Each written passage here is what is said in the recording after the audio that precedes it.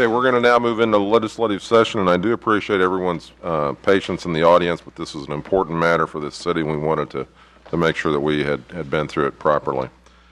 First item on the consent is the consent agenda under legislative session. We have 2 items. Does anyone desire that any of those items be removed from the consent agenda? Second. Mr. Kramer has a motion to approve the consent agenda, seconded by Mr. Hamilton, I believe it was. Discussion before we vote. Call the vote, please. Alderman Kramer? Yes. Alderman Hamilton? Yes. Alderman Lightfoot?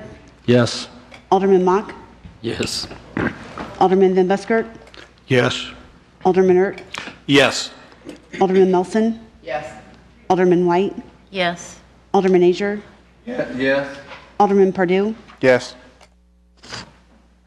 Ms. Cohey and Ms. Hale, as I told you, might just happen tonight. It was on the consent agenda. You sat through the last hour and 15 minutes. Hopefully you were educated in what we do for emergency preparedness, but I thank you for your willingness to serve on this commission, and I appreciate your doing so. So thank you very much. Moving to the regular agenda now, item number 2, I'll ask the clerk to perform the reading, please. Mr. Mayor, Mr. Van Buskirk. I would request to be added as a co-sponsor for R2403-11 and bill number 6266-11.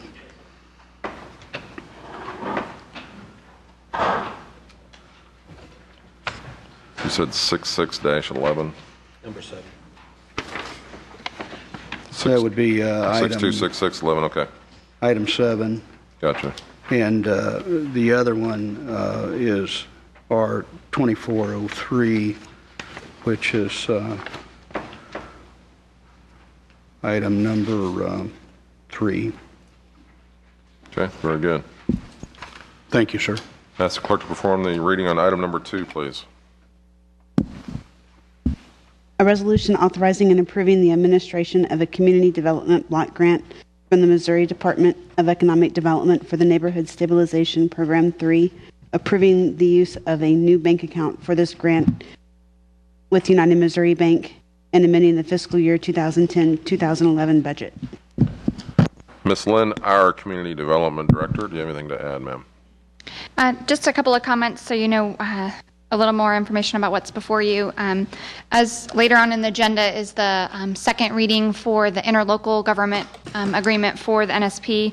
This item is the last item really that comes before the Board of Aldermen for the NSP program. This is more of a housekeeping item authorizing the formation of the bank account so that we can do all the administration of the grant. Obviously, everything's been routed through the finance department. Jeremy's approved everything, so I'll be glad to answer any questions. And Mr. Wilmoth's here tonight also if you have any. Questions of Ms. Lynn or Mr. Wilmoth? Motion to approve. Second. Ms. White has a motion to approve. Did I hear Mr. Pardue? Okay, as a second. Discussion before we vote on item number 2. Call the vote, please. Alderman White? Yes. Alderman Pardue? Yes. Alderman Hamilton? Yes. Alderman Melson? Yes. Alderman Van Buskirk? No. Alderman Lightfoot? Yes. Alderman Kramer? Yes. Alderman Azier? Yes. Alderman Ertz? Yes. Alderman Mock?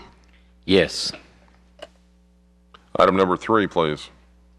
A resolution authorizing and approving the purchase of police uniforms and equipment from Southern Uniform and Equipment in excess of $15,000, but within budgeted amounts for fiscal year 2010-2011. Our Chief, Jim Lynch, anything to add, sir? No, it's pretty much standard housekeeping. We have a contract. It's reaching a threshold of $15,000 authorization, and that's why we come to the board tonight for that authorization. Questions of the Chief? I do have some questions. Ms. Melson?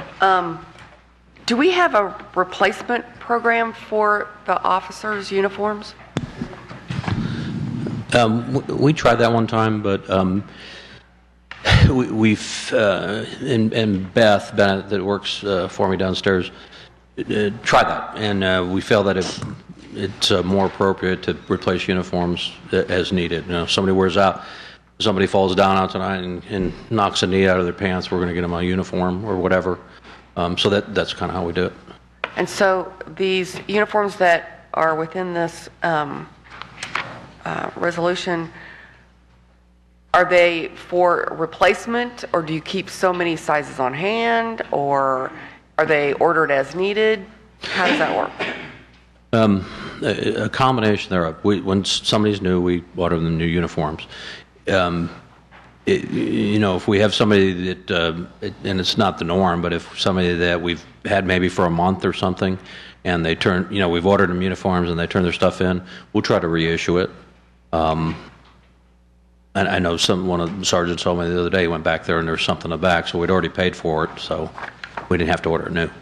And so I think I noticed in here that and I called it like dress blues, but like a formalized uniform, not the patrol uniform, but another formalized uniform.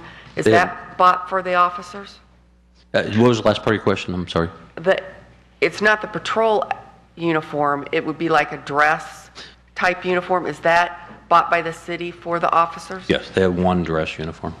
They do. Okay. And I think they start them. I have those actually. I got your question. I apologize. It's in here somewhere, but we buy 4 uniforms for them when they first come on. 4 sets, and then 1 dress uniform. Okay, so they have 4 patrol uniforms and then 1 formal? Yes. Okay. Thank you. Van Buskirk. Chief, if I'm reading this correctly, the bid that we received before was for November 1st, 2009 through October 31st, 2011. Would it behoove us to go after or do another bid at this time, or ask for bids, or do you think is there a reason we haven't or not doing that? Well, and I think we bought this to you last year, and the contracts are good for 2 years, and we bid them every 2 years. We will be rebidding it this year. The difference, and I'm doing this off the top of my head, in coming to the board last year, Southern Uniform Company was on average, because there's some things they don't have, and there's some things that Alomar was the other company that bid, and the bid was about $2,000 difference. The only thing, when you have best pricing and service, Alomar has a storefront here. Southern Uniform Company is mail order. So when the uniforms come in, there could be an additional cost to the officer if they want them tailored to fit differently than the standard. You go to the store and you get whatever your size is. So there would be some cost to them if they want them, adjusted. So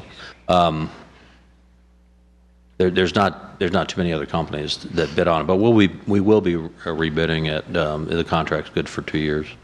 Okay, I remembered something in the back of my mind relative to that, but I couldn't specifically. Yeah, and I know Beth does try to save money. She's actually cutting coupons, I found out last week, and trying to save the city money that way. And so anyway, we do what we can to.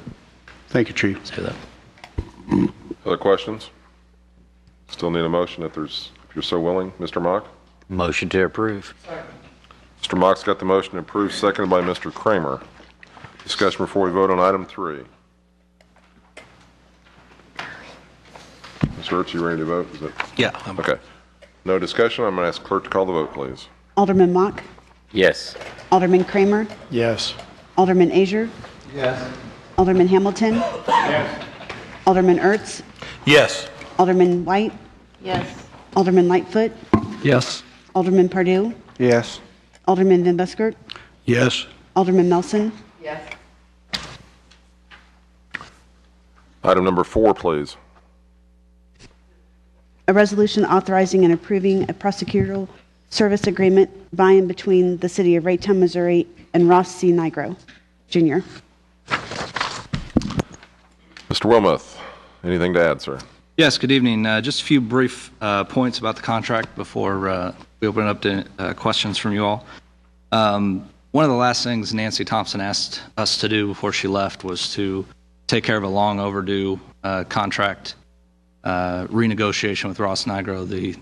Ross started working for the city as the prosecuting attorney in 2001. His contract was adjusted in 2002. There was a contract amendment, if you will, for health insurance in lieu of a increase in compensation in 2004. But since then, the city of Raytown has not done anything in regards to the prosecuting attorney. And so what we did was we looked at other cities around, and you all may or may not find this interesting, but Raytown is a little unique in the way our court is ran. We have more court dockets and more cases per docket than any other jurisdiction around that I polled. And so we also believe that the compensation there should be adjusted as well. And what we tried to do was sit down and just think about what's reasonable in light of the current recession we're in and the fact that we haven't had any adjustment in his compensation since 2004. And we landed at $3,341.04. Since I'm the finance guy, I like things to be rounded, and that's how it rounds out when you divide it by 12. So basically his compensation is going from $24,659 to $28,000 a year. And again, staff thinks that Ross has done an admirable job dealing with all the different multifaceted issues in this city. And we are in total support of this agreement, and I'd be happy to answer any questions you may have. Question to Jeremy. So moved. Second. Mr. Azer's got the motion made, seconded by Mr. Hamilton.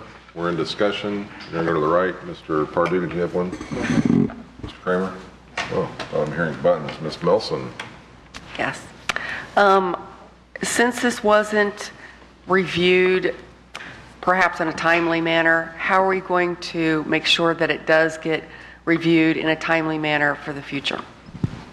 Yeah, we've discussed this internally and with Ross, and we feel that every 2 years would be a appropriate time to look at it, and the contract reflects that as well. And is that something city's going to say, oh, we need to do this, or Mr. Dygro's going to say, oh, guess what, it's time to do this? I believe what we'll do is, much like we did last week, we'll sit down every 2 years and compare this compensation package with those of our neighboring cities and make sure that we're competitive, but also keeping in mind the increased course docket and number of dockets that Raytown has. Right. Well, I just want to make sure that it doesn't get lost in the shuffle there somewhere. You know, I always envision this big calendar with every day you got to check this and see what department you got to go check on. So I've added it to my calendar. Okay, thank you. Mr. Azer? Since I've been on the board, we've had two prosecuting attorneys, and I had a chance to watch both of them operate. And I can testify to the fact that Ross has done really an outstanding job for the city of Raytown. I think he will continue to do that, and it warrants a fair contract for him. So, Mr. Ertz? Yes, I had the pleasure of being in court last Wednesday and watching our prosecutor work. And it was quite amazing to see the juggling act that goes on and how fast not only our city judge and Ross get the cases through. Ross also helped save the city some money that night, as well as the ratepayers of Jackson County Public Water, and was much appreciated. And I think he's doing a wonderful job, and I was kind of amazed at the, like I said, the head count of the evening and with the speed of things, but also the efficiency and the professionalism that he showed. So I appreciate it. Thank you. Any further discussion? Mr. Nigro, thank you for your service. I appreciate your patience with us, and I know that Jeremy will not let 2 years slip by without looking at it again. I'm going to ask the clerk to call the vote, please. Alderman Azer? yes. Alderman Hamilton? Yes. Alderman Van Buskirk? Yes.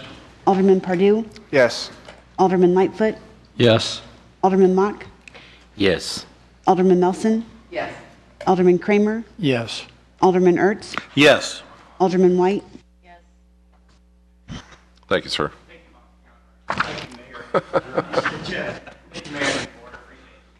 Thanks, Ross. Item number 5, please. An ordinance authorizing the mayor to enter into an interlocal agreement with the cities of Grandview and Sugar Creek for administration and implementation of a neighborhood stabilization program 3 grant awarded by the Missouri Department of Economic Development under the Community Development Block Grant Program and the Housing and Economic Recovery Act of 2008, designating the City of Raytown as the lead party for coordination and administration of such grant funds. This is the second reading. Ms. Lynn, anything to add? Yes, thank you, Mayor, Board of Aldermen. Just wanted to call your attention to some additional information in your RBA tonight. On the second page, I've gotten a question at the last meeting from Alderman Lightfoot about some information about the actual median income level, so I included that in your RBA tonight. At the near the bottom, about 3/4 of the way down, it talks about what the actual median income is for one person, because it changes depending on the number of persons in the household. So for simplistic sake, I just did a one-person household. One-person household, what the 50% area median income level would be, and then some example occupations that might fall under that category that could be eligible for purchasing of the homes. Then if you flip to the third page, the actual income level of the 120% area median income of a one-person household, and some example occupations for that as well. Just as a reminder, 25% of the homes have to be at that 50% area median income, and then the remaining 75% of the homes can be sold at the 120% area median income. The second question that Alderman Lightfoot had asked about was the rebates for high efficiency appliances and those kinds of things. We've had several conversations with Builders Development Corporation, and they have really tried to get the ability to pass that on to the homeowners and just have not been able to, because the home and the appliances are purchased by Builders Development Corporation and not the individual property owners. Then there just is not a way for the IRS to recognize that savings to be passed along to those new property owners. Hopefully, the savings that they'll see in the utilities and those kinds of things and the classes they will go through for the finances will benefit them enough. Unfortunately, that last piece, there isn't a way in those tax regulations to get that savings passed on. So wanted to provide those two pieces of information that have been asked about at the last board meeting. Questions of Ms. Lynn or discussion? Yeah, Mr. Mayor. Mr. Mock. I wish to recuse myself from the vote. Make a motion to adopt. Ms. Melson has a motion to adopt, seconded by Mr. Kramer. We're into discussion on item number 5. Any discussion? Mr. Lightfoot. I'd just like to thank you for the responses to my questions, because I really was wondering that information. So, appreciate it. Further questions? Further discussion? Once, twice, call the vote, please. Alderman Melson? Yes. Alderman Kramer? Yes. Alderman White? Yes. Alderman Ertz? Yes. Alderman Hamilton? Yes. Alderman Perdue? Yes. Alderman Van Buskirk? No. Alderman Azier? Yes. Alderman Lightfoot? Yes.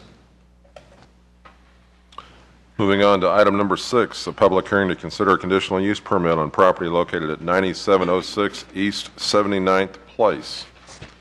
Ask the clerk to perform the first reading on this, please. An ordinance granting a conditional use permit subject to certain conditions to operate a residential care facility on property in the low-density residential R1 district of property located at 9706 East 79th Place. Would any members of the board share? I'm going to open the public hearing on this. Excuse me. Would anyone on the board care to share any ex parte communication? Mr. Ertz. Yes, Mr. Mayor. During campaigning for alderman or for re-election, I've heard many comments about this issue, but I will base my vote on the testimony I hear at these hearings, and I believe I can make a fair decision. Thank you. Very good. Any other ex parte communication? Very good. Mr. Benson, would you like to introduce the application, please?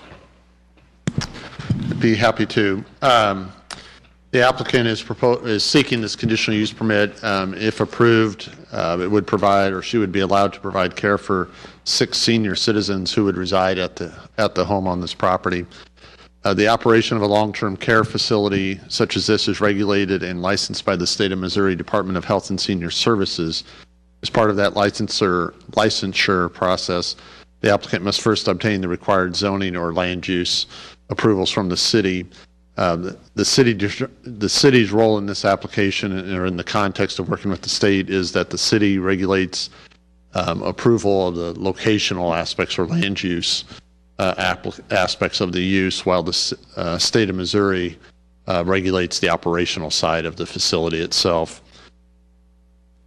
In addition, as an additional bit of information, the applicant owns adjacent property located at 9704 East 79th Place, in which she operates an adult daycare for up to 5 individuals. The Board of Zoning Adjustment approved this use as an accessory home occupation application for an adult daycare in 2005, subject to certain conditions. That use continues to be in operation on the adjoining property today. Also on that adjoining property, it is our understanding from discussions with the state, she also operates a long-term or a residential care facility for relatives of hers at that location. Also, because they're relatives, it does not, or that operation is not subject to local zoning or the state licensing requirements, but it is an adjacent use, and it is under the same operation as this applicant or this use would be as well. Excuse me. In 2005, the applicant applied for a conditional use permit seeking to operate a similar type of facility at 9704 on the adjacent property. She did not, as a side note, she did not own the 9706 property to which this application applies to at that time. That conditional use permit application was denied, however, by the Board of Aldermen in 2005. Since that time, also the city has reviewed and updated our zoning regulations governing these types of uses. And more recently, earlier this year, we, as you may recall, amended the zoning ordinance related to these types of uses, changing terminology from residential care facility to long-term care facility. That occurred back, I believe, was in February or March. Included in that amendment, or as part of those amendments, were performance standards for these types of facilities. In the staff report, it summarizes how this application relates to those performance standards that were adopted as part of the zoning ordinance. At this point, I'll let the applicant give you more details as far as the proposed facility. And then in conclusion, the Planning and Zoning Commission, as is normally the case, held a public hearing on this application, and by a vote of 6 in favor and 0 against, has recommended approval of the application subject to the conditions stipulated in the ordinance. Be happy to answer any questions. Any questions, Mr. Benson, before we call the applicant up? Okay. Would the applicant like to make a presentation at this time?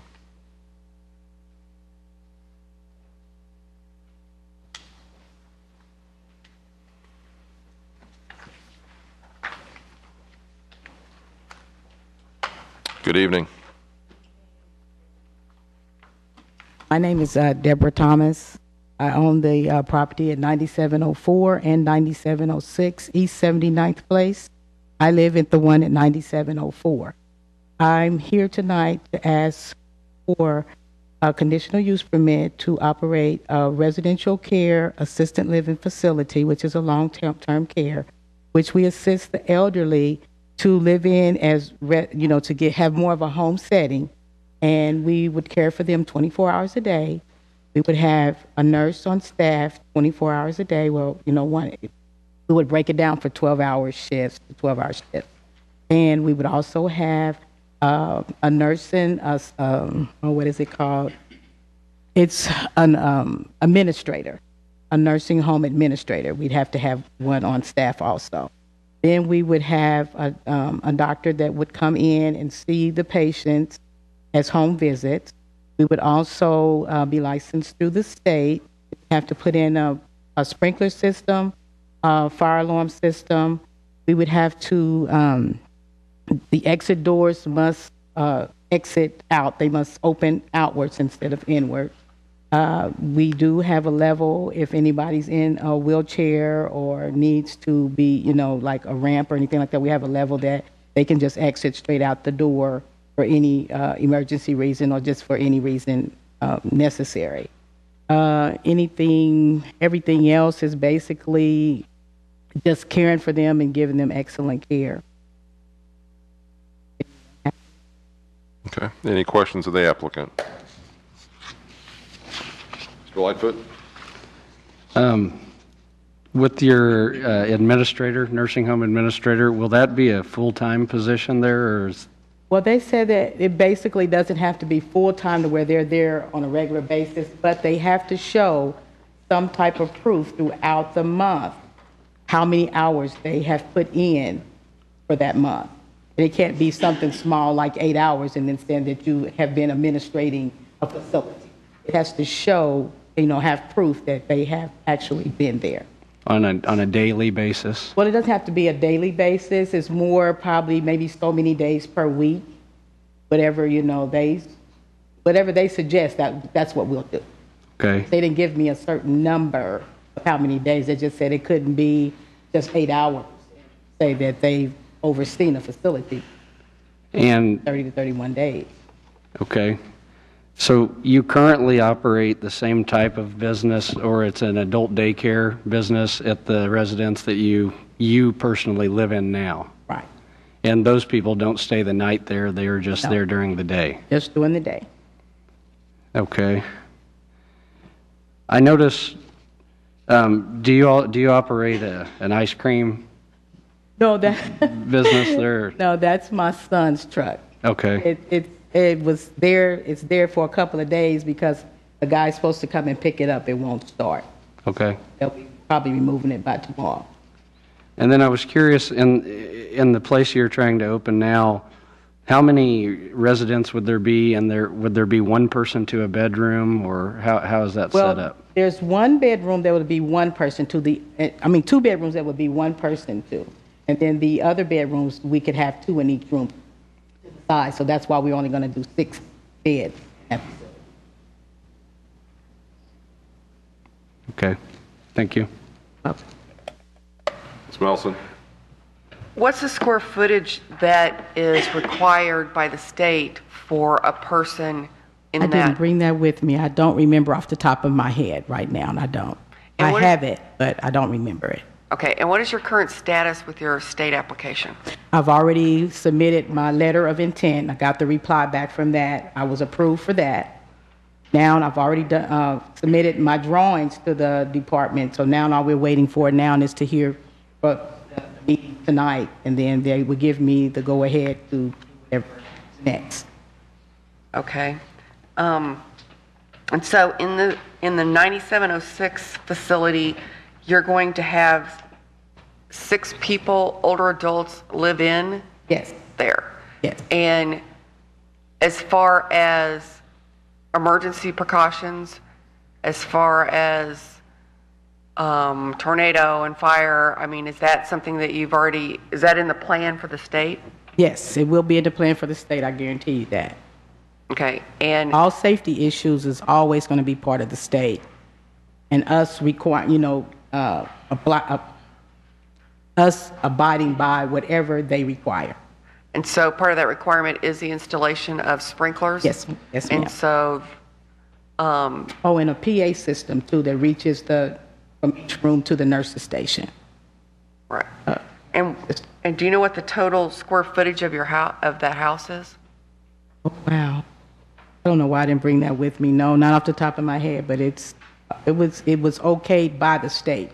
Because we had to have someone come out and do an appraisal and in order to get the square footage, and they said the square footage was sufficient. And so has there been an inspection by the state of No, the that facility? will come after this. After this? Uh-huh. Okay.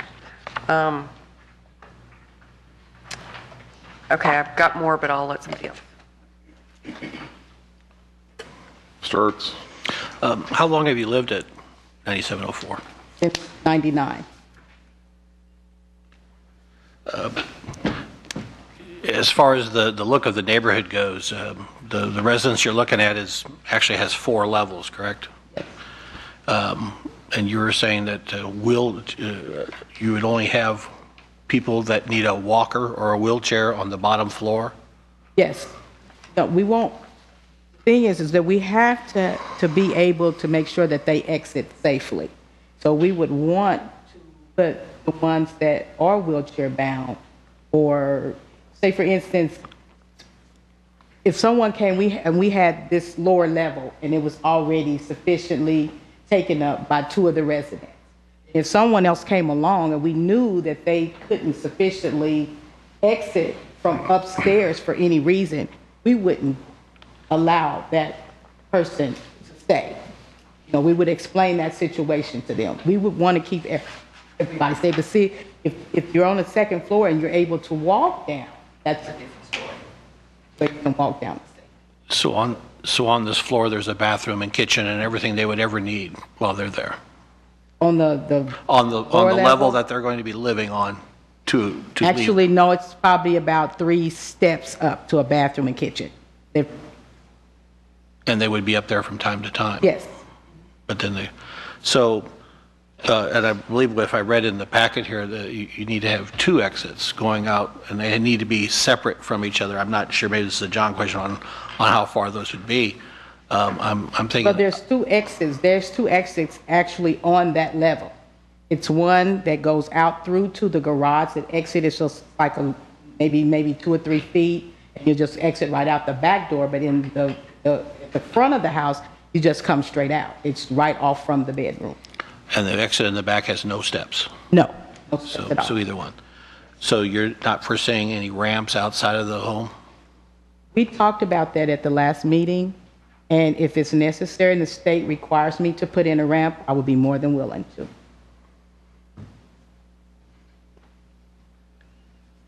That's all I have for right now. Thank you.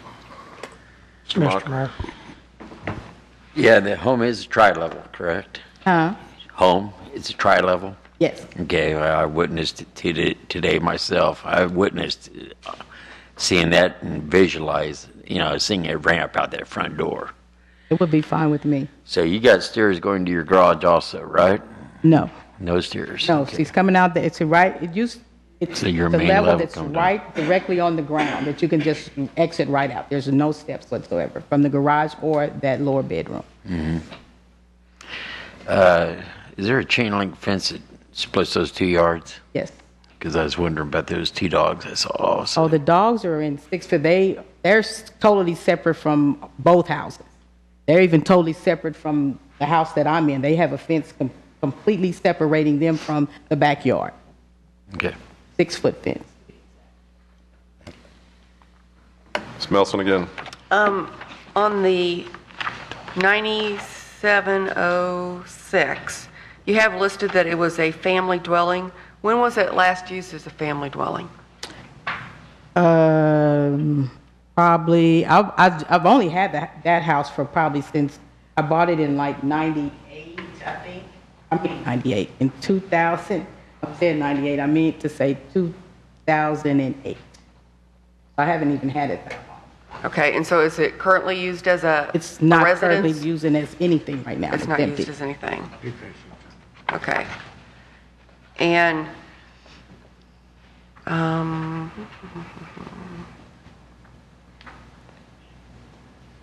so are you willing to have individuals stop by and look at the facility at any Love time? it. Would love it. Okay. All right. Thank you. Mr. Kramer. And based on the questioning that Mr. Mock and Mr. Ertz had, looking through the conditions of approval, is there any requirement or can we require ADA accessibility to the house? That was an issue that came up during the Planning Commission public hearing, and since that meeting, I spoke with our contact person at the Missouri Department of Health and Senior Services, and that's actually an issue that they will dictate as far as their process or review of the analysis rather of the property to determine if the handicap ramp is required or needed. They'll dictate that. So it's an operational side thing as opposed to a land use aspect. Well, and I heard him talk about a ramp outside, but then a lower level with 3 steps going up. And if you got somebody that's wheelchair bound or has a walker, steps are going to be hard to maneuver. Right, and the state looks at all those issues as far as their licensing requirements because they want to make sure that, one, the individuals can safely get in and out of the home in a manner, particularly if an emergency occurs.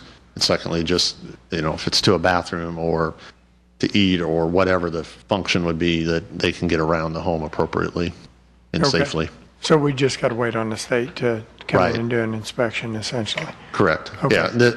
the process of the state and in our process are somewhat intertwined. The applicant has started with the state where she's required to start their process. As she said, she had to submit a certificate of need, application for certificate of need from the state. Yeah. They accepted that. The next step is then our role as far as the land use. If the application's approved, then she goes back to the state and they continue on the process of reviewing. And just, if this application is approved by the city, doesn't necessarily guarantee that her application will be approved by the state. She still has other requirements that the state will mandate that she has to comply with. And they may say she does meet those and they'll approve it. They may say no, it doesn't meet those, and they'll deny her application even if the city approves it. So, or vice. But if we deny it, then the state cannot approve it. So, say she is approved, and unfortunately, we understand that with seniors, they'll pass on. We all do, but and the tenants will change. In that situation, if they had to put a tenant in an upper floor that would the state come in? Do they do inspection and require changes in that on a yearly basis, or how does that work? From talking to the state, they do a minimum of an annual inspection of the facility. Okay, thank you. Ms. Melson again. Yes, I do. It says on the additional conditions about allowing the inspections for the city's building official and the fire marshal. Is that a right of refusal for the applicant, or do they have to be able to allow those inspections? The condition number 2 of the ordinance is that the applicant is required to allow the fire marshal and or the city building official to enter the property to do inspections. Okay, and if it is refused, then they lose the conditional use permit? Correct. Okay, and then also about number 4, about maintaining a valid license with the state of Missouri. Obviously, that has to be passed first through the process. But how will we know if she has received that Missouri license? The state will inform us, and we've got an ongoing open channel of communication with the Missouri Department of Health and Senior Services as a result of this application that we've established. Okay, so they will be informing the city of that? Yes. Okay. And if there's a question, if vice versa, if we haven't heard anything and we're uncertain of the status, then we're able to call and find that out as well. Okay. And then the records and reports relating to all inspections by the state of Missouri shall be provided to the City of Raytown Community Development Department. Again, how will we know that? How will we know that we're getting all the information from those inspections, and at what times? You know, if it's once a year, twice a year, how will we know as a city know that? The Planning Commission actually inserted the word annually into that condition. I apologize, what number is that? It's number 5. Yes. Shall be provided annually to the city. So at a minimum, we'll have them annually. If we think there's been, or we learn or think there may have been an inspection more recently, say we receive them in August and in October we hear that they did another inspection, rather than waiting till the following summer or whatever month, we can call the state and they'll provide us a copy again, because we've developed a good working relationship with them. Okay. So there is that working relationship. Right. It's just the requirement of the applicant on a minimum of annually to provide those copies. That doesn't prevent us from contacting the state if we want or feel the need to. Okay. It's just one of those things, you want the big calendar in the wall to have those list of things to be checking, and so they're followed up on. Okay. That's what I had. Thank you. Mr. Van Buskirk. Thank you, Mr. Mayor. Is it Mrs. Harms? Is that? Thomas. Oh, okay. I don't know. I misunderstood that. Thomas. Okay. All right. Thank you. I got the Harms from an exhibit back here. I apologize for that. There was an Exhibit G in the packet that Planning and Zoning did, Mrs. Thomas, and there were concerns there in that letter relative to the dogs and the fact that there may have been problems with the dogs, the pit bulls that you were talking about, that you have fenced, who do those belong to? They belong to me. Okay. Are they licensed in the city of Raytown? Raytown. Okay. How long have they been licensed in the city of Raytown? Ever since I've lived here. The first time they got licensed through Missouri, and then they told me that through the shelter here in Raytown. For Kansas City? Kansas City, Missouri, instead of Raytown. So then I had to come back to Raytown and get them relicensed. Okay, so they were licensed originally in Kansas City, but... No, they've always been licensed for Raytown, but the first time that I had them licensed, they were licensed because I had them neutered and spayed. So they licensed them there at the shelter. So when I came to get them relicensed, they said that I took them back to the same place, and they said, I gave them my address, and they said, that's Raytown, Missouri. So I said, okay, so we came over to Raytown, and then we got them licensed properly. Not that they wasn't licensed properly, it was just that that's the way they licensed them when they neutered them. They put Kansas City, Missouri instead of Raytown. I noticed that in 2005, it states that you had applied for a conditional use permit and that it was denied by the Board of Aldermen, but that you continued to operate without a license. Is that correct? Well, what happened was when I was denied by the Board of Aldermen, it was because they wanted the city of Raytown to get ordinances together to meet state guidelines. Well, I think it took a couple of years or so, and they called me back and said I was ready to come back and get the permit. But when I came, to get the license, that I could come in and get them. And when I came in, it was still for an adult daycare. It wasn't for residential care. And I wasn't aware that it was for that because I had already had my adult daycare license. From the city of Raytown? Yes, from the city of Raytown. Always from the city of Raytown. Now, I'm curious as, okay, now you were only taking care of relatives in that facility, is that correct? At what time? Well, are you currently? No, I don't have anybody, just the daycare. I'm only operating a daycare right now. And I only have 3 to 4 people every now and then. Okay, so what was the injunction for from the state of Missouri? Because of the number of people that I have, when they're saying that you can only have 2 that's not related to you. Okay, so I had more people. And that's the reason why I have to get licensed. That's the purpose of being licensed through the state. Okay, so you came to our staff in December of 2010, is that correct? Okay. And apparently it says that you misunderstood the dismissal of charges in municipal court for operating a home-based business without a license as permission to operate the business. Additionally, the Missouri Department of Health and Senior Services is aware of the situation. In April of 2011, obtained an injunction requiring you to cease providing care for any unrelated individuals. According to the Department of Health and Senior Services, the application is in process of complying with the orders of injunction to find a suitable care facility to relocate the existing residents unrelated to her. So you had residents there staying on a permanent basis that were not related to you, and you were operating that without a license. And so the state has required you to stop that and move those individuals somewhere else. Well, we only had to move. We only have moved them temporarily until we get licensed, and that's why we did the 6-bed facility. Okay, you say again, but you never really were licensed. Is that correct? You said licensed again, but you didn't have a license. Is that correct? To be licensed. Okay. To get licensed. Okay. Okay, that's all the questions I have for now. Let's go with one more question from the board, and then I'm going to open it up to public comment. Ms. White? Okay, I'm sure I'm just misunderstanding because this doesn't sound like what we heard at Planning and Zoning. Is 9704 operating as a daycare? Oh, exactly. Operating as a daycare. At Planning and Zoning, I believe we were told it was not because it was family only. No, that's if anyone is living in. anybody's living in, it would have to be family owned. I have no family members that are living. Okay.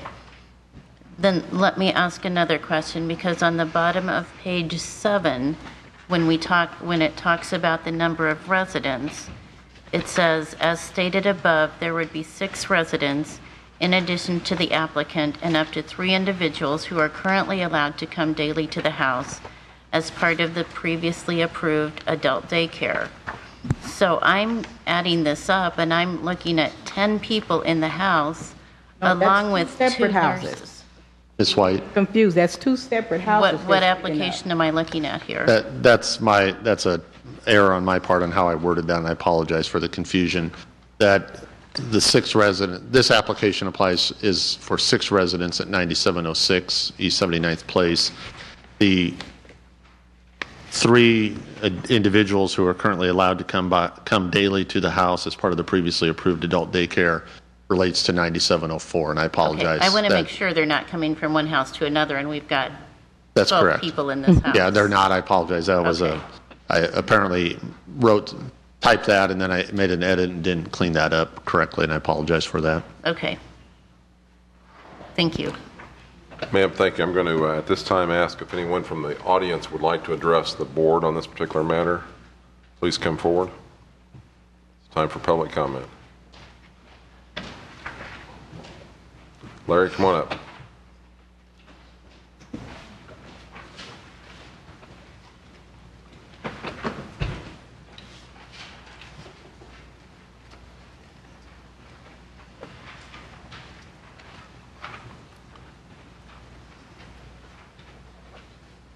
My name is Lawrence Hayden. I live at 9704 East 80th Street. And my only concern on this is the fact of getting more and more commercial operations within the residential areas. I know I moved to Raytown 40 years ago. I've lived at this particular address for the last 26, and it seemed like there's just more and more commercial coming into residential areas, and frankly, I'd like to see it for property values or whatever reasons. I would like to see it stay residential rather than going more commercial. Thank you, Larry. Anyone else?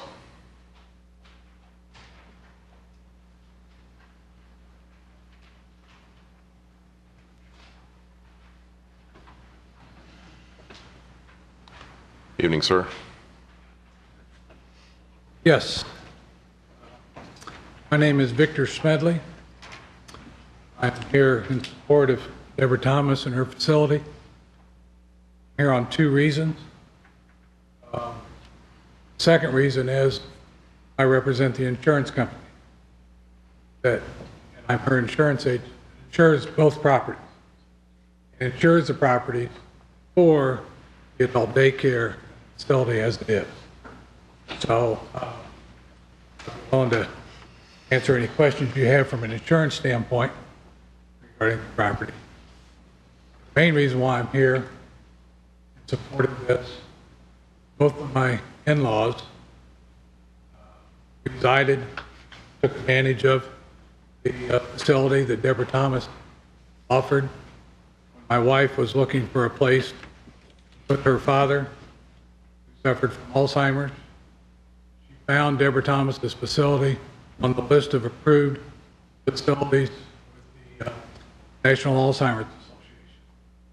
So they have approved this facility for the use from a daycare standpoint. My father did stay there. My father-in-law did stay there. My father-in-law died there. My mother-in-law was so impressed with her facility that my mother-in-law moved in shortly after my father-in-law passed. And she let Deborah take care of her, and she too passed away there at that facility. The facility that is offered is is a tremendous need for a community like Raytown. My wife's family is from Texas. There are numerous facilities, residential facilities like this in Texas. So my wife's family is familiar with this. We're very pleasantly pleased and surprised to find Deborah Thomas's facility here in Raytown.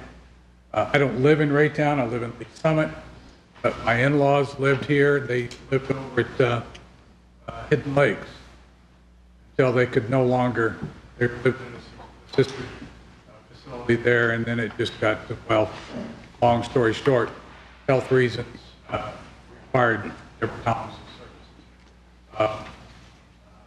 I can't reiterate enough how much a facility like this and the dignity that it provides for our elderly and especially our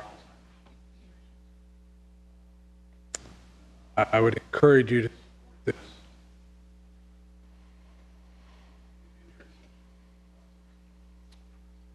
I'll answer any questions you might have, especially if it's regarding insurance. Any questions of the gentleman regarding insurance, Ms. Melson? I do have a question. You know, you stated that both of your in-laws stayed at this facility. Was that for 24-hour care? There were times, yes, when it was 24-hour care.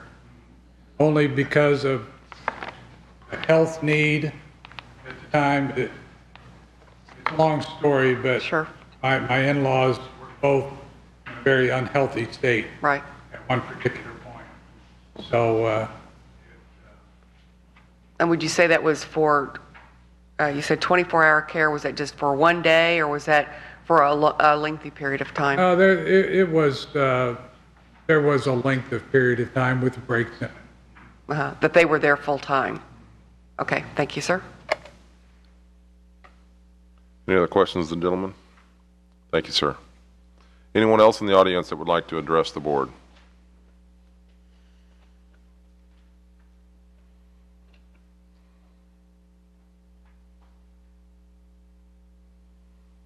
Good evening, sir.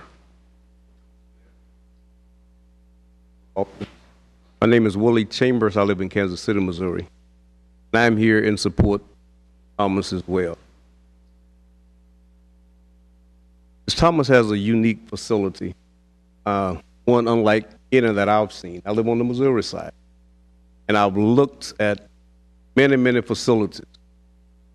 My mother's been with me 5 years. I moved here from Florida. She's 94. She has Alzheimer's. And Ms. Thomas's facility is so different from other facilities in that when I take my mother from my house, Ms. Thomas was in business, to Ms. Thomas' house. It was like she was in the same place. You walk into that facility, it was like walking in your own house. So that didn't confuse my mother. If you didn't understand that it was a business, you would think people were just there having a conversation, visiting old friends. Had a living room, dining room, kitchen, just like my house. So that's the type of facility that she had, and that was the appeal for me and for others to utilize that facility. And I really encourage you to take a hard look, and some of you mentioned possibly stopping by to visit. I would encourage you to do that. I don't think you'll find another facility even similar to what Ms. Thomas has to offer. And when you look at the type of care, Alzheimer's patients, very important that it's consistent and there's not a lot of change. Ms. Thomas, get the same people all the time. The doctor that comes in to visit when she had a facility was the same doctor. So those things are very important. Any of you are familiar with it at all. So I encourage you to take a hard look at it. And any of you have visited large institutional type facilities, I've looked at some of the best in Kansas City. And unfortunately, now that Thomas is out of the time, my wife and I need to go out of town for a day or two, having to put her in a major big facility. That's so uncomfortable for my mother and for me. I encourage you, take a real hard look at what Ms. Thomas has to offer. I encourage you. Thank you, sir. Anyone else in the audience?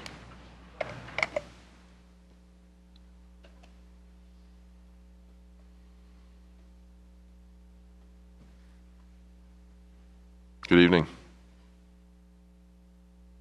My name is Deanna Hamill. I just want to say on the behalf of Debbie and this ministry, and I do call it a ministry, my mother is suffering with dementia. And I had relatives that were under the care of Debbie that were Alzheimer's. I don't know how familiar any of you are with Alzheimer's patients, but it's a difficult life. It's a sad life. And it's a terrible disease. And I have never in my life seen anybody give such loving, tender care to these people. It's a difficult situation. I, at one time, we're now taking care of my mom, but at one time I had her in a large facility in Independence. And it was not a happy place because they can't give that individual attention to those people one-on-one. And Debbie does that, and all of her help, her nurses are just marvelous. So I'm here in support of her. When it comes time for me to move Mom, I hope I get Debbie. She's wonderful. Thank you. Thank you, ma'am. Anyone else? Hold on one second. Ma'am, if you want to come on up and queue up, it's okay. Come on up and stand by, please. Hi, my name is Connie Hunt. Hold on one second, please. Mr. Mock.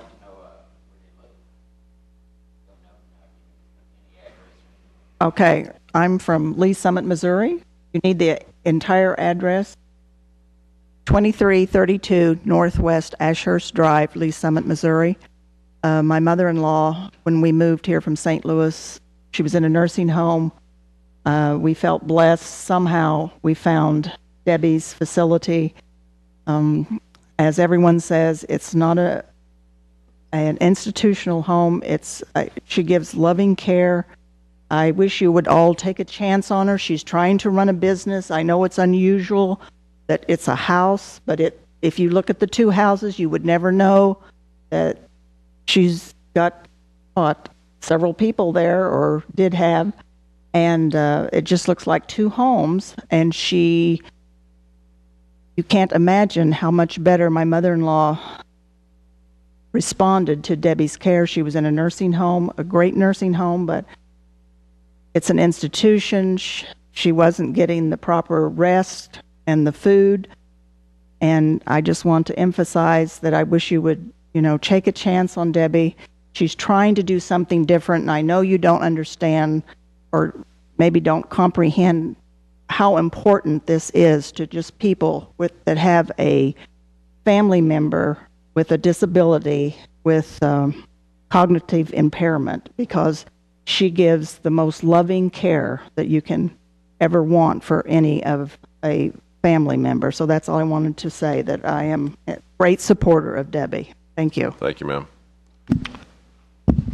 Mr. Mayor, from my notes at the Planning Commission, the address for Mr. Chambers was 9235 Wyandotte in Kansas City, Missouri. For Victor Smedley was 3904 Northeast Woodridge Drive in Lee Summit. All right, thank you, sir.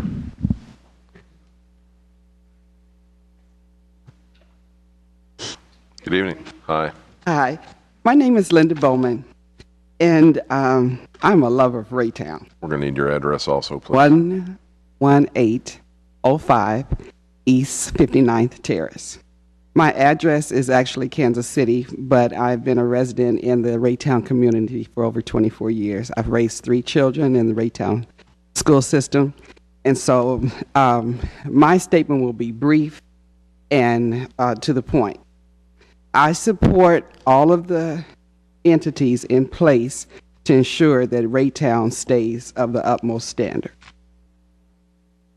Therefore, I support Triple TLC because of those standards that they have in place to ensure that the place is clean, that it is provided for with the correct staff. I represent Dr. Nevada Lee, who is the doctor that sees about 90% of the patients there.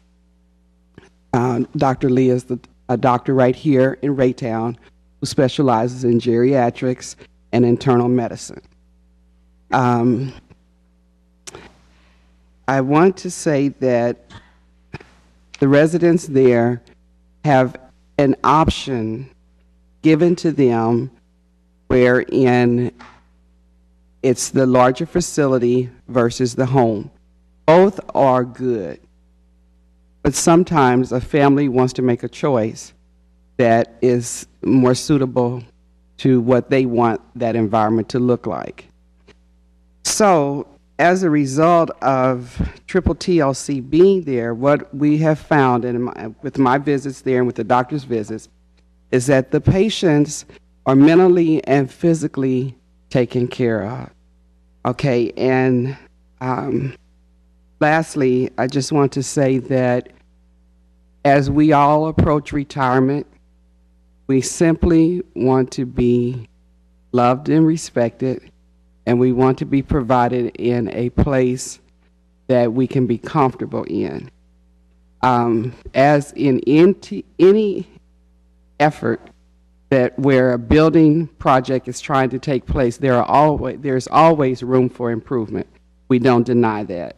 And so that's what this is all about, is this place going to be safe for the residents? Has it proven to be safe for the residents?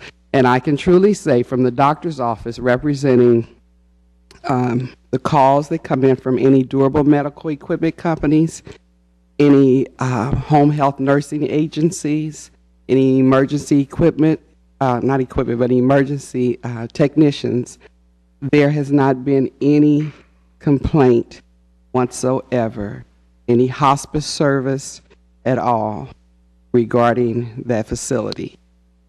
So thank you very much. Thank you, ma'am. Okay, anyone else in the audience? We will have a second hearing on this. Come ahead, ma'am.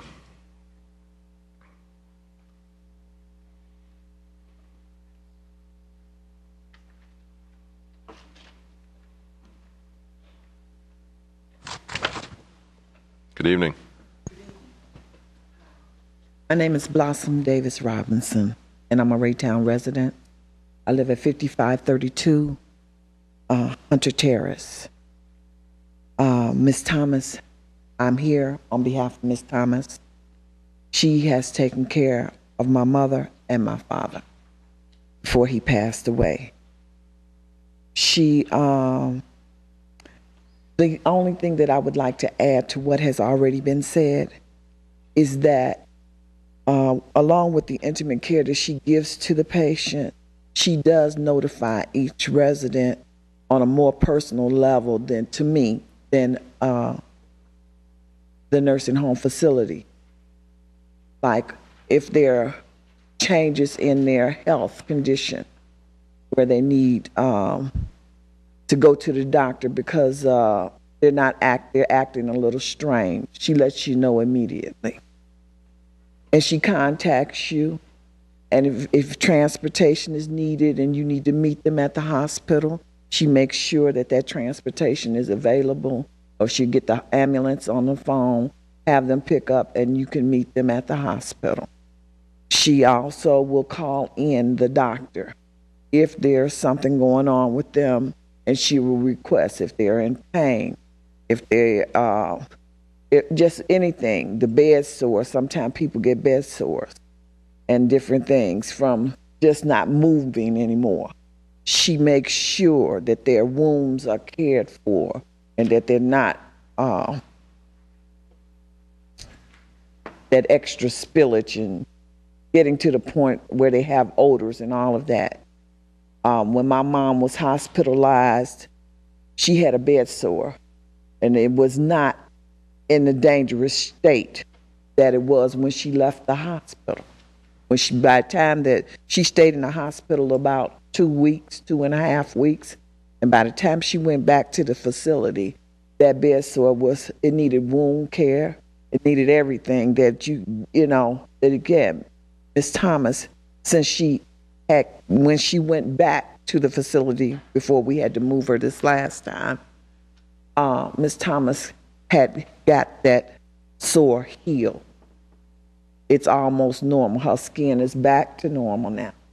So, as a daughter, as a husband, a wife, a spouse, when you have a member that does have Alzheimer's, you would like to know that the individual that's caring for them is caring for them. She doesn't let them wander, and then she goes along with whatever their little quirks are. Some of them like to dance, some of them like to sing, some of them like to walk, some of them like to talk, some of them like to pull. She plays along with them, and when she does, they're content. So I would just like to say, please consider giving her this license. Please consider for the elderly, because there are so many out there that don't even receive near about as much care she gives to one, and she's given it to many. And I've met so many different ladies and men there over the last 2 years in that house. And they're all my friends too, and they know me too. So it gives them even that sense of no loneliness, because I'm coming to see my mother, or somebody else is coming to see their mother, and they're all in the facility sitting there together like they're in the living room. At home, they're greeted. They never feel alone and like they're just sitting off in a room to themselves. In the hospitals and in the nursing home, they'll be left up in the rooms by themselves. And if nobody comes in and says hello, they know they would never be greeted if a family member couldn't make it. That is not the atmosphere at the TLC facility. Thank you for coming out tonight, ma'am. Okay. One more time. Anybody else in the audience? Oops, okay. Is this the last one, or anybody else? Okay. Good evening, sir. My name is Fate White Jr. I'm pastor of Mount Sinai Baptist Church, and my wife also had dementia, still had, and I took her to the daycare there with Debbie, and she was just like being at home. She treated her real nice, and I really hated to take her away, but I had to, because of my being a pastor. I felt like it was time for me to kind of slow down and just take care of her myself.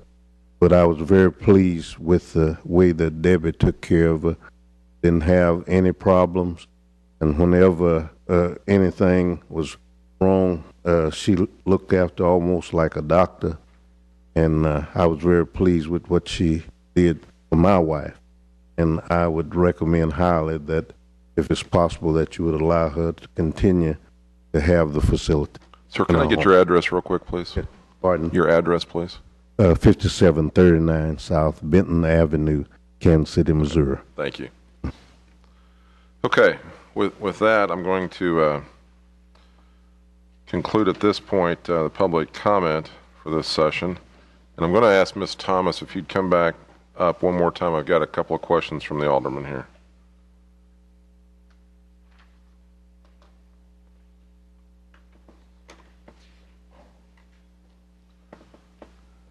Mr. Azier?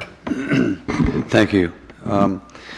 There's a clear difference between a facility that cares for elderly and a facility who cares for those who have Alzheimer's. And so I have some questions that I would like to know. Number one, normally when a person with Alzheimer's reaches a certain point, they can't be bathed. Do you have in your facility means for lifting them? In some cases, it requires a pulley or a device for them to be put into a bathtub. Are you equipped with all that? Not at this point, I'm not. At the facility at 9706, I could do it. But at 9704, I couldn't because the bathroom was too small. But 9706 at the facility that I'm trying to open up now, I could do it. In this particular case is about 9706. Right. Are you? Exactly, 9706. Okay, are you going to have Alzheimer's or dementia patients at this particular facility? I will have anybody that I can care for and love, whether they have Alzheimer's or not. Okay, so that's a yes. Yes. Okay. Normally in nursing homes and Alzheimer's homes where they care for those specific patients, they usually have an RN on duty. Do you have anyone with that capability or that background? Yes, I do. I have 2 nurses that I keep on board. It's an LPN and an RN. Okay. If we have hospice at any time, all those nurses that come in are RNs or LPN. Right. In certain facilities, for example, in Independence where you have Crown Point, I think it is, that's affiliated with the hospital, the doctors, that patient has a doctor and they will visit the facility. Do you ever have doctors come in to visit patients who are Alzheimer's patients? Yes. Okay. It's only one doctor that we have on staff, which is Dr. Nevada Lee. That's who that doctor would be. And majority of the time, those patients are already hers before they come to me most of the time. Every now and then, we may ask if a person, in order to accommodate the family from taking them out in the cold or the winter, that doctor can come in and just see them, which makes it a lot easier for that patient. But I think that you're kind of getting it mixed up when you're saying for us the facility, for as this is just going to stay residential. It's not even going to change anything. Or as the outside part, or take it out of context in the neighborhood, it's not like a big facility to where you have to have that type of staff available. The state requires just what I was saying, the doctor, I do have 2 ladies that I always keep on board, as I was saying, as an LPN and an RN, in case we need that type of staffing. Majority of the time, you don't need that type of staffing. Because everybody's already licensed to pass medication, do insulin, and all. They have to have license to do that in order to work there. Right. Well, you've already said that you will take any patient, and we've had at least one testimony from an individual that said he had 2 in-laws that both passed away in your facility, and the line of questioning is, since we conclude that Alzheimer's patients are terminal. Yes. And he's already said that he had 2 that passed away. Mm-hmm. You wonder how their progress is being followed medically by a professional, not just the RN, but the doctor. And when the hospice, or when it's determined that you need the hospice in place, because that should be prescribed by the doctor, and I'm just wondering how you do that. Okay, we do it through the doctor. Everything has to be done through the doctor. The doctor orders the hospice. Is that what you're asking me? Exactly how do we come about caring for them when they get critical or they get their illness, they start deteriorating more? Basically, everything's done through the doctor's orders.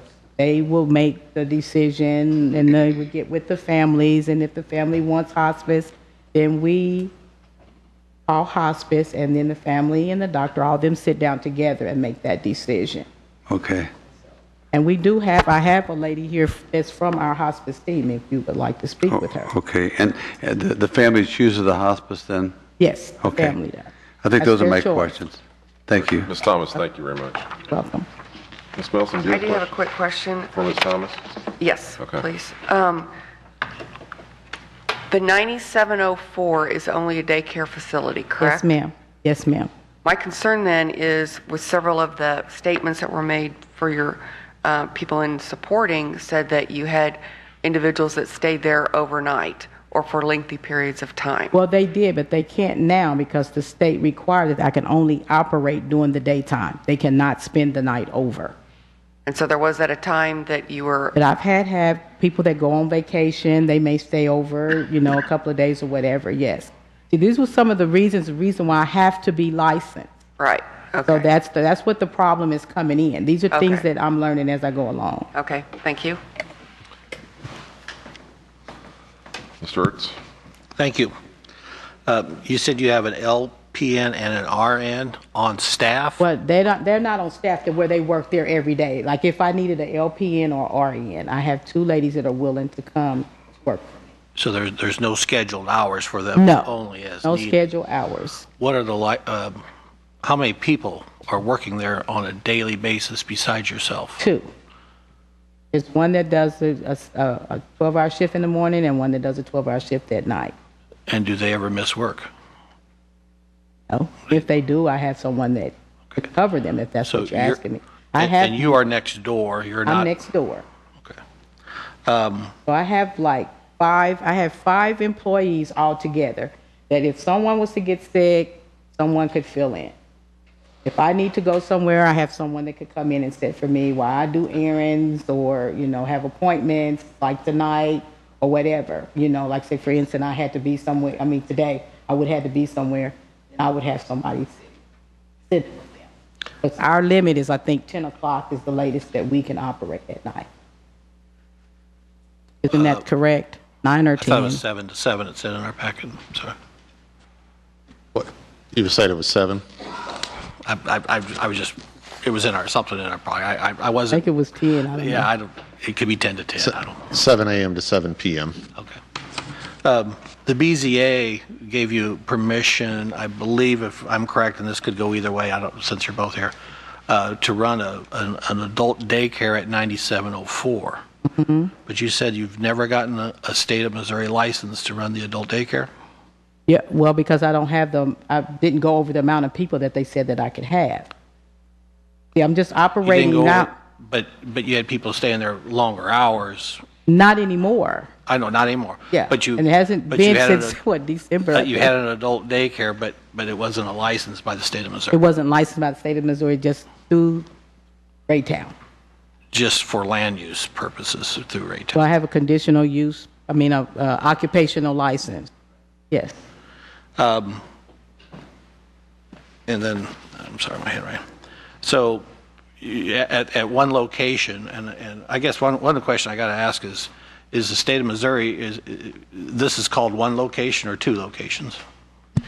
You're talking 9704 and 9706. The Yes. state considers them to be one facility, as does our zoning ordinance. Since it's one facility, will both buildings have to have sprinkler systems, ADA ramps? That would be a question for the state. I don't know. Okay. I can tell you in the 9706, if this application is approved, the state has indicated or has told us that they will require 9706 to be sprinkled. Yes. I'd have to check with the state as far as 9704. As far as ramps coming out and things that would affect the aesthetics from the outside of the building, we don't know yet if both buildings would have to change yet on how designs would be for ramps to get out of both buildings. That's correct. Now, as far as if I'm understanding your question as regards to ramps on the exterior of how the appearance, that is something that we don't have standards for any residential home. So, and it's a handicap necessity. So we have to be careful there on regulating. We don't want to deny a handicap ramp. I just want to know what the looks of the homes would be. We don't have residential design standards. So and I've seen them on residential homes, and some look fine. At the planning commission, I'm sorry. Okay. At the planning commission meeting, there's a house around the corner that I think Ms. Thomas brought up. That's a similar floor plan of home that does have a handicap ramp on the front of it. Okay. So. Very good. And my understanding is you're in pursuing a license and all that. I know there's quite a list of things for the state to do on that license. Getting back to land use, you started with the 9704 in 1999. Probably got a license somewhere along or not a license, started running a facility or somewhere along the line. The house immediately next door came for sale, or did you ask them to move, or did you ask them to buy before that? No, it was a gentleman there that his name was Doug, and he was very, very sweet, him and his wife. Okay. Well, his wife had Alzheimer's disease. We would walk together sometimes in the evening. And when she passed away, it was just kind of like a sentimental thing that I wanted to do because of him and her, because they were very, very sweet. So when the house, someone moved in it after they passed away, though. It was another young couple there. Okay. And when they sold the house, that's when I bought it from them. Okay, so His guy since moved in. 99, there's been 2 people in there.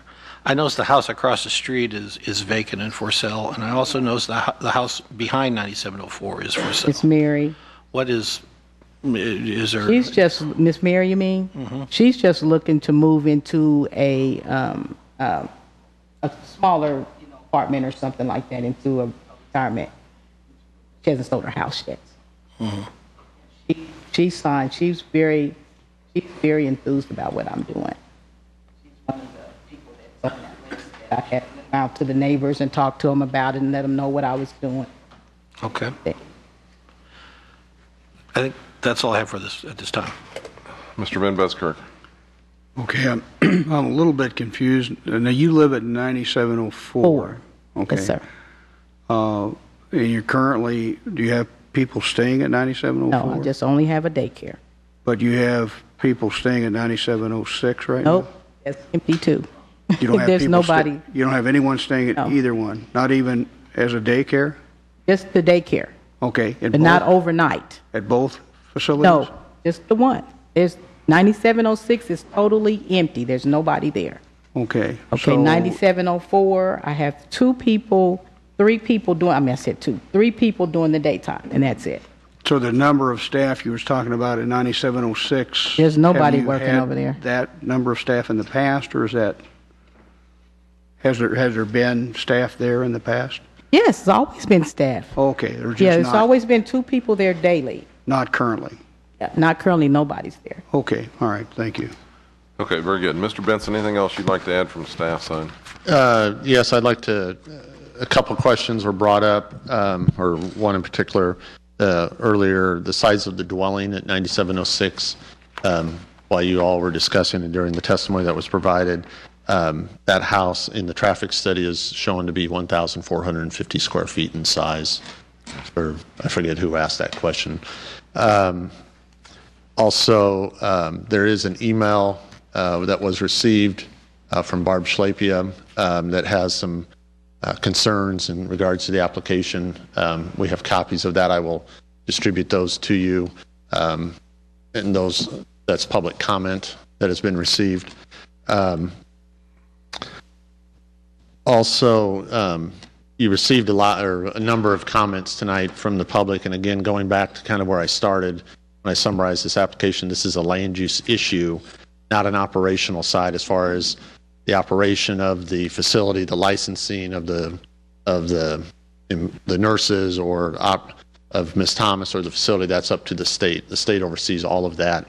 To give you a point of reference, to take the comments that you've received tonight as well as the letters and written comments that you've received in your packet, just walking through the staff report, and I'm not going to go into detail on each of these, but the factors that are listed in the staff report that was provided to the Planning Commission gives you the basis to review all this information to keep it in context to a land use decision. The first one being the stability, integrity of the various zoning districts and how this proposed use and the comments you've received relates to the stability and integrity of the R1 zoning district in which the property and the surrounding neighborhood is zoned. The second factor is the conservation of property values, protecting those property values. The third is protection against fire and casualties. That's a basis in the ordinance that you'll see that as a condition of approval, if the application is approved, that fire sprinkler be installed in accordance with local and state regulations, as well as that the city's building official and or the fire marshal for the Raytown Fire Protection District be able to perform an inspection at any time, and the applicant cannot deny that. The fourth factor is observation of general police regulations. And again, there's recommended conditions related to this factor. One such condition is that the issuance or the approval be, if it is approved, be conditioned upon issuance of the applicant continually maintaining a valid license with the state of Missouri for operation of the facility, as well as all inspection records and reports performed by the state of Missouri be provided by the Community Development Department upon request, annually to the City of Raytown Community Development Department. The next factor, or also under the police regulation, is also the various standards or performance standards contained in the zoning ordinance for this type of facility are listed and how this relates to those standards. Those standards include the number of residents, the maintaining the residential character of the neighborhood, the total number of vehicle trips to and from the home per day, including vendors, service providers, family members, and again, the traffic study that was submitted indicates there'll be the number of visits to the home per day, or to and from the home per day, could range from 4 to 10 trips. Also, that there be a minimum of 500 square feet for every 5 residents, or in this case, because there's 6 residents, 600 square feet of outdoor open space, which the backyard does contain, and then also that the rear yard be fenced with a fence of at least 60 inches or 5 feet in height. That's a condition that there is a chain link fence that Mr. Mock asked about earlier. That does not meet that standard, so they would have to, if approved, they'd have to install a 5-foot tall fence in the backyard. Also, it relates to off-street parking. No alterations or additions being made to the structure that would alter the residential appearance. No traffic between the hours of 10 p.m. and 6 a.m. And the distance separation from another residential care facility of 1,200 that can't be located within 1,200 feet of another facility. 5, a fifth factor is prevention of traffic congestion. 6, promotion of traffic safety and the orderly parking of motor vehicles. 7, promotion of safety of individuals and property. Again, there's a condition related to this factor that the property comply with all applicable local and state laws and regulations and codes. 8th factor, provision for adequate light and air. 9, prevention of overcrowding and excessive intensity of land uses.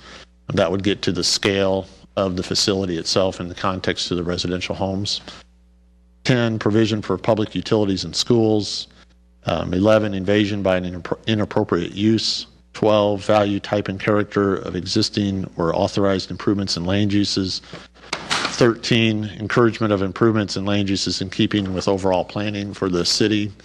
And 14, provision for orderly and proper renewal, redevelopment, and growth within the city. So, yeah, I recognize that's a lot of information I just gave you, but if you go back to the staff report that was given to the Planning Commission, those factors, that's your basis for a decision on any conditional use permit, and particularly this one, to keep it in context of land use as opposed to operational side issues. So, that's all I have. If you have any questions, I'd be happy to answer them. Mr. Ertz, question for Mr. Benson. When you're talking about traffic, were you talking about just the vehicles for 9706, or Yes, are you talking about vehicles for both places? That's a good question. That is just in relation to 9706, so it would not include the traffic from 9704 related to the daycare. So in this instance, we're considering it just to be a separate business. The traffic impact study was relation to just the 9706. The application as a whole ties to 9704 and 9706 because both properties are owned by the same person, Ms. Thomas, and both facilities are operated by the same entity. So to get a feel of what the traffic would be, you would have to add the two together for the entity or the area. For both buildings, yes, and we can provide that to you for your next meeting. We can get that to you. Mr. Van Buskirk. Yeah, I did have one more question. I noticed that it says that the application states that there would be 2 nurses on duty at any given time. And you stated that there would just be 2 nurses available as you needed them, right? Oh, I did not. I said they would each work a 12-hour shift. Those are the nurses, though? Yeah, one nurse would work 12 hours and the other nurse would work 12 And they're both hours. licensed nurses? Yes. Okay, so there wouldn't be 2 on duty. They requires them to be able to pass medication, be a CMA and a certified, what do they call it? They have to be able to pass medication, which is, I think it's called a CMA, level 1 med aid. It's called. Okay, and it states that the application states that there will be a licensed nursing administrator and 2 staff members in a 24-hour period. And that sounds like that's in addition to the nurses. The administrator won't be there 24 hours. The administrator is someone that will come on a regular basis to oversee the facility, to check out things that are going on at the facility. Whatever the state is going to require that person to look for or to do, that is what that individual would do on their own. The 2 nurses, you have one that will work from 7A to 7P, and the next one will come in from 7P to 7A. Because somebody has to be there 24 hours a day. That's why, if somebody's living there, you got to have care for them 24 hours a day. So those would be the only individuals exactly. there. Okay, thank you. You're welcome. Okay, we've had considerable discussion, considerable debate. This board hears this twice, and that's a standard practice of ours. So there will be a second time for this to be heard. We can, at this point, either opt to continue discussion amongst the board, or a member of the board can offer to continue this public hearing to a date certain of July 5th. Second. Ms. White has made the motion to continue this to a date certain of July 5th, seconded by Mr. Hamilton. Discussion on that motion. Call the vote, please. Alderman White? Yes. Alderman Hamilton? Yes. Alderman Ertz? Yes. Alderman Van Buskirk? Yes. Alderman Pardue? Yes. Alderman Nelson? Yes. Alderman Azier? Yes. Alderman Mock? Yes. Alderman Kramer? Yes. Alderman Lightfoot? Yes. To all those who came out for that particular hearing, thank you for your patience tonight, and we will be back again on July 5th for the second hearing on this. Thank you. Okay, I'm going to ask the clerk to perform the first reading on item number 7, please. An ordinance amending Chapter 13, Article 11 of the City Code relating to nuisances by amending Section 13-146.1A and Section 13-146.1B, Section 13.146.2 thereof to alter the regulation of dismantled, inoperable, junked, and unlicensed vehicles in areas used for purposes other than residential. Now, Ms. Lynn, since this is the first reading, but this may be the last time you're with us, are you going to come back for the second reading of this?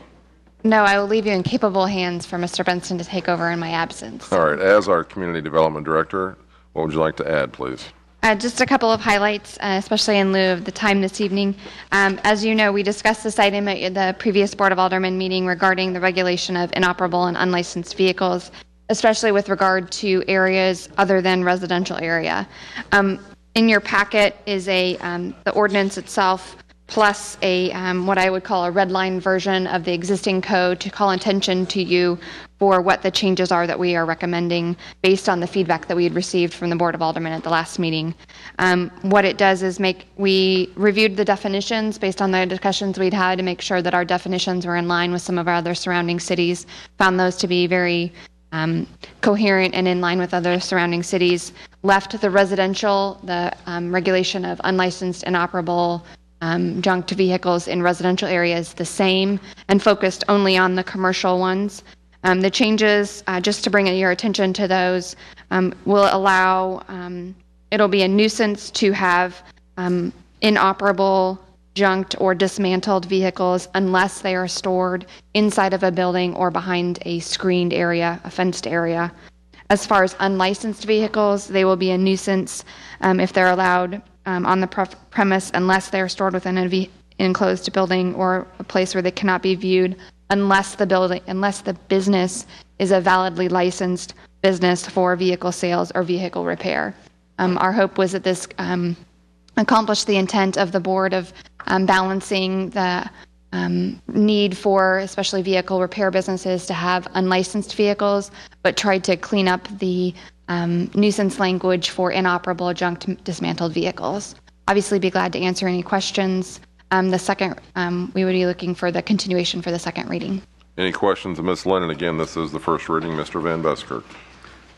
Okay, so if I'm understanding this correctly, we are making a provision for licensed mechanics and or body shops, that they would not have to put vehicles in an enclosed area if they have them on their lot and they're working on those vehicles, which sometimes may take several days. For unlicensed, yes. Inoperable, junked, dismantled would have to be inside of a building or an enclosed area regardless, even if they're a car repair business. But for unlicensed vehicles, those can remain on the premises as long as they're a validly licensed vehicle repair shop. Okay, so what about body shops that have... Our business license only has 2 categories for vehicle-related items, so that's either vehicle sales or vehicle repair. So vehicle repair really includes quite a gamut of things. That's everything from Valvoline to body shops to repair, auto repair. Everything except vehicle sales is in that vehicle repair category. Okay, so that would not have to be, they would not have to be or would have to be in an enclosed area that couldn't be seen? For vehicle repair, if it's unlicensed, it does not have to be screened. If it's inoperable, junked, or dismantled, it has to be screened or in a building. Okay, I'm thinking in terms of some of the body shops have vehicles, several vehicles maybe sitting there that are being repaired at a time. For instance, Dick Smith Body Shop, they have a lot of vehicles back in the lot in the back that are in the process of being repaired as they, you know, they have priorities as far as doing those, but there are a number of vehicles there.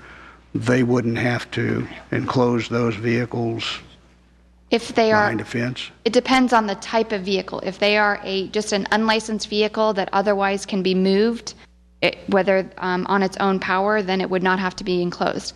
If it is missing a part like the hood or the motor or the doors or a dismantled or junked vehicle as defined in the ordinance, it would have to be screened. Well, So, for obviously, many of those are missing parts, you know, because of the accidents that the vehicles have been in. I guess that's one of my concerns, is that we're not putting some undue burden on some of our businesses that are legitimate businesses that are doing repair to vehicles. I guess that's my concern. I just want to be sure we're not creating a problem with them. Well, sorry. If I misunderstood the direction of the Board of Aldermen, we're glad to make changes to that. What I had understood was a significant concern, especially in the area of 350 and Westridge, for inoperable, junk, dismantled vehicles, making sure those are screened or in an enclosed building. And it's difficult to have the ordinance be applicable to that business and not applicable to a business of a very similar nature. So if you, the Board of Aldermen as a whole, would like to make changes to the ordinance, we're glad to do that before the second reading, or, you know, discuss it again at another future meeting if you'd like. I just want to make sure we're not putting some undue burden on our business owners. I tell you another concern that I think probably something we need to bring up that's very related to this, and is a number of tractor trailers that we have parked on some of our commercial lots in some areas. And we have, every time I go back behind Taco Bell and Blockbuster, we have numerous tractor trailers parked back there. Some are running.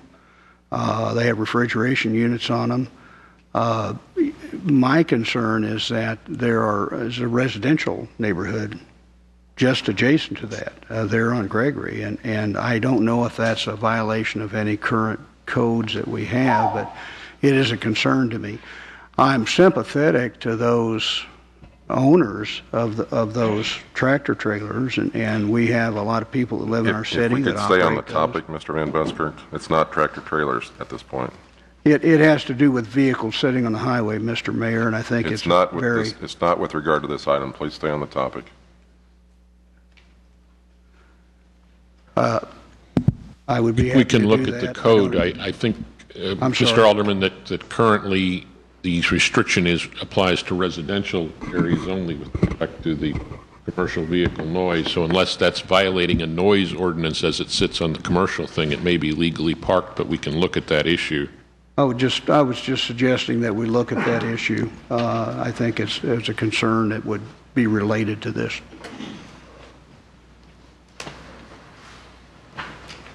Mr. Azier. First of all, I do support the direction we're going, just to make that point. And I have a couple questions. It has to do with just strictly terminology, but it does make a difference. On the same paragraph, you use the term inoperable or unlicensed, and then in the next line, inoperable and unlicensed. And I just want to make sure that in our ordinance that's clarified, because there is a difference. In one of those statements, if it's the word and, it means it needs to be both. And above it, it means one or the other. And so I just want to know what direction we're moving in. Are we talking about it needs to be both or one of those? I'm not sure which paragraphs you're in. It says, based upon the discussion held on June 7th, it's the fourth paragraph down, second from the bottom. With respect to, yeah, in that paragraph, I did not make any changes to either category for residential purposes. Okay. What I had gathered from the direction of the Board of Aldermen was that you felt that the code with regard to residential property was sufficient. Okay, and I'm in the direction we're going now. It would be inoperable or unlicensed. Is that right? No, or it has to be both. Well, no, but in the ordinance, it's and. Okay, and so it needs to be both of those in order to be not in compliance with the ordinance. In the ordinance, inoperable and unlicensed are two different definitions. If you turn to it's the first page of the marked up version, those are defined as two different terms. I'm not sure if that answers your question.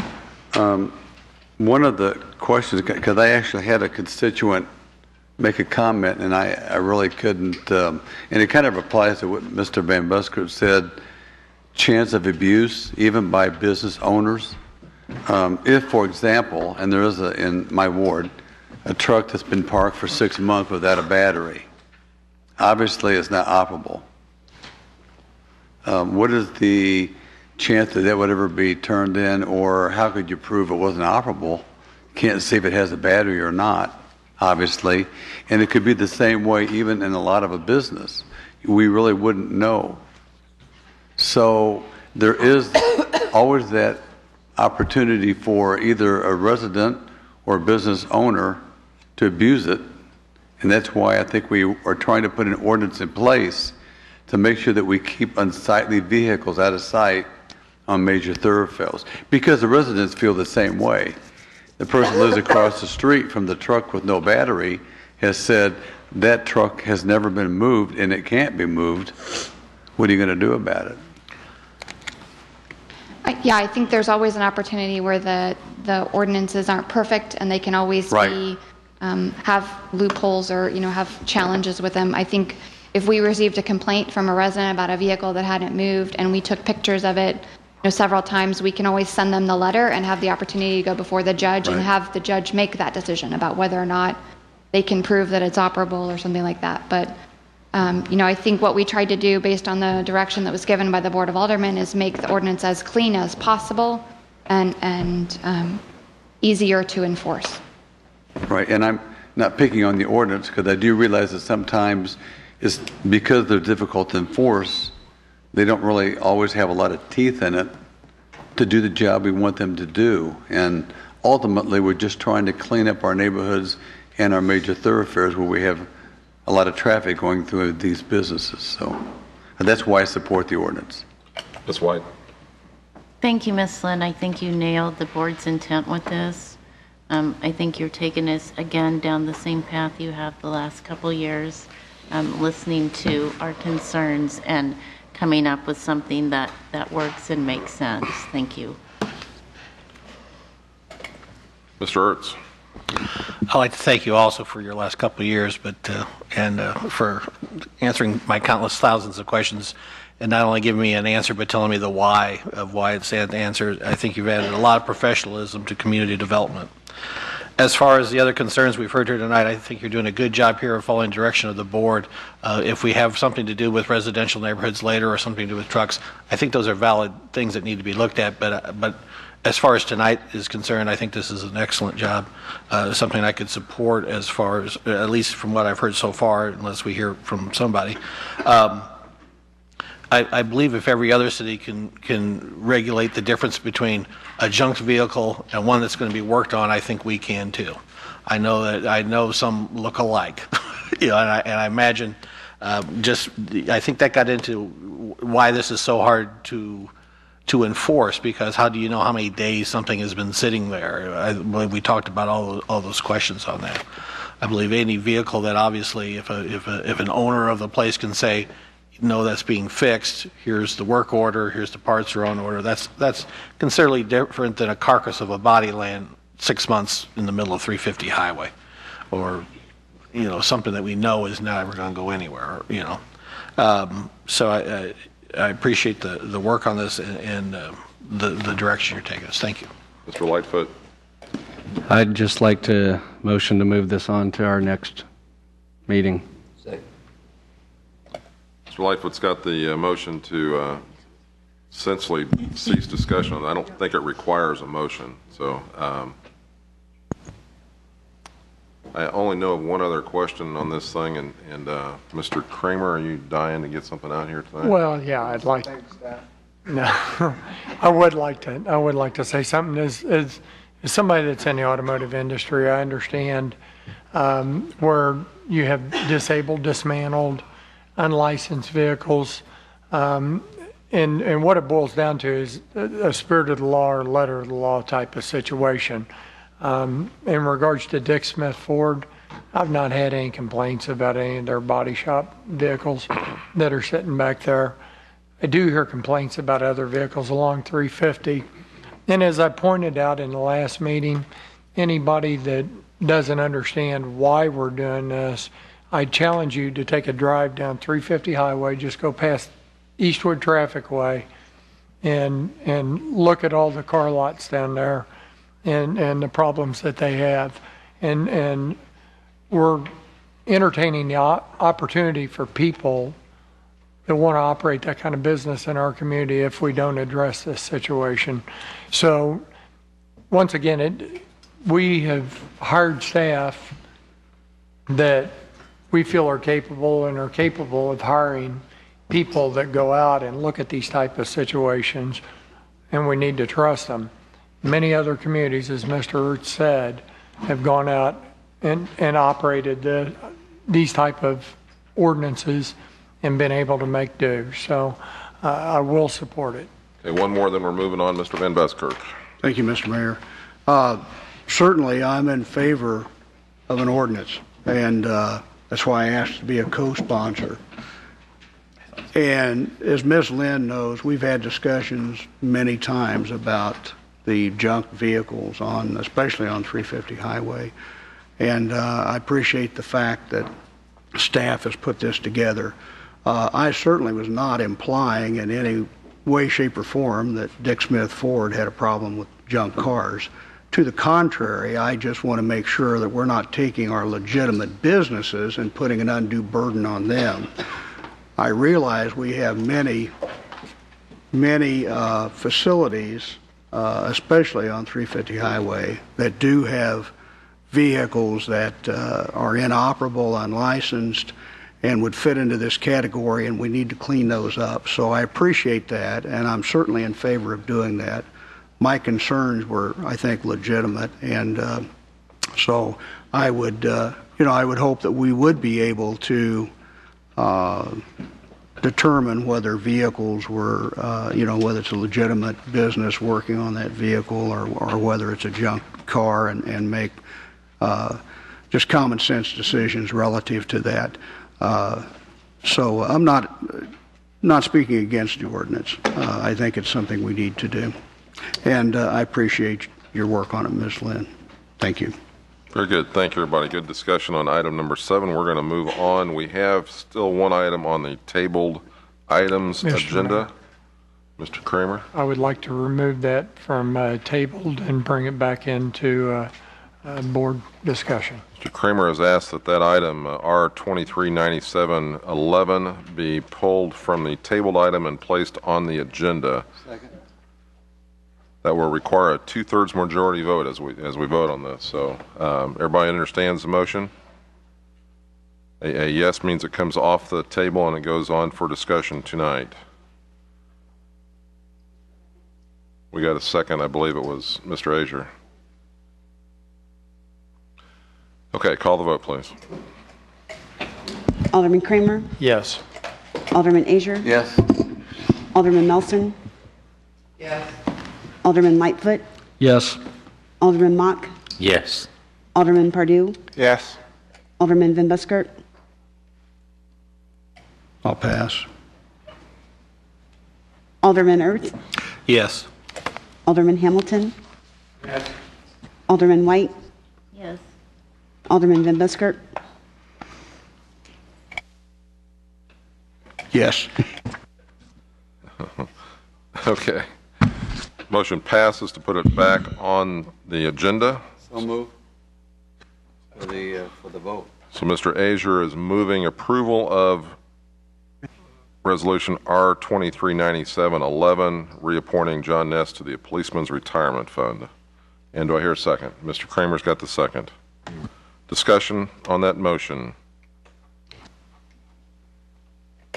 Ms. White? I would like to remind the board that while I support Mr. Ness on the Police Pension Committee, that we had a discussion. We've had 2 discussions now on committees and haven't come to a decision. And so I would urge my fellow board members to keep those discussions going, whether it's adding more people, whether it's taking people off, whether it's doing away with committees. We're not finished with the work that we discussed last week. This committee is one that is formed by statutes also, so it will not be going away. It's a requirement to have this committee, so that committee stays in place by our own ordinance. Further discussion?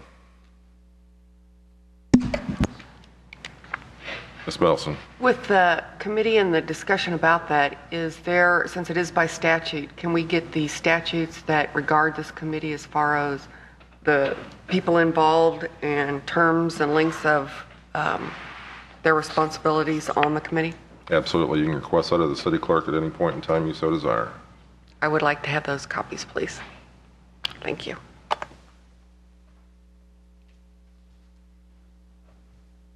Mr. Ertz, you leaning on the button? Okay, any further discussion? R 239711, no further discussion? Call the vote, please. Alderman Azier? Yes. Alderman Kramer? Yes.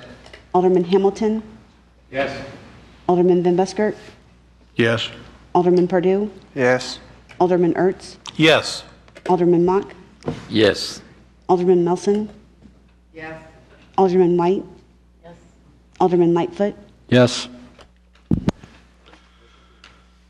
I hear a motion to adjourn made by Mr. Ertz, seconded by Mr. Pardue. All in favor signify by saying aye. All opposed, same sign. We are adjourned. Thank you.